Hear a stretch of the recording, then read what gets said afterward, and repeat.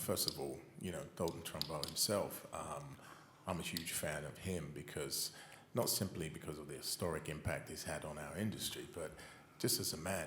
And as we were alluding to earlier, how the themes that come from this film just resonate throughout the ages, whether it's the 1930s or to now. I mean, he's a man who stood for what he believed, sacrificed everything, put it all on the line. So, I mean, just reading how incredible he was as an individual inspired me. It certainly wasn't sort of shot as a comedy.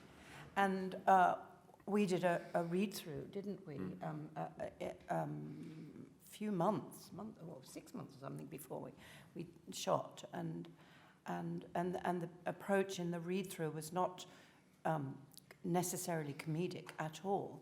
But I think whenever you have a director with an inbuilt sense of humour, as Jay does, it just naturally comes out. I think the message resonates internationally. Anytime a government overreaches its powers to oppress the free civil rights of its citizenry, that's cause for alarm.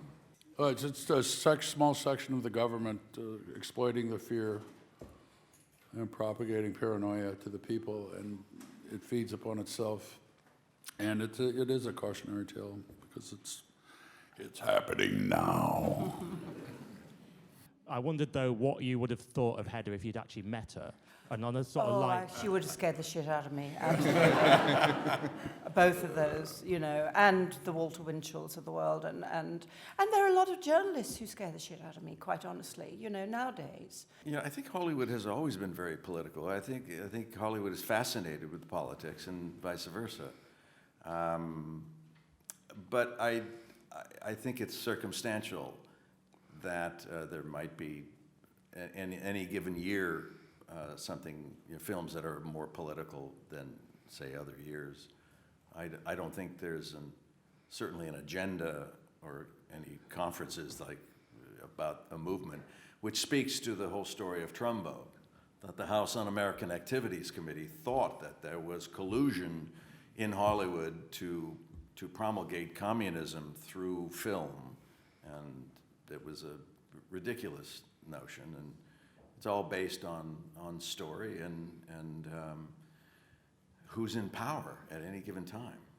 As far as a Trumbo witticism, I think that the phrase that keeps ringing in my ears really is emblematic of the message in Trumbo, and that is the moment when Trumbo addresses John Wayne and says, "We just have a different opinion, and that's the point.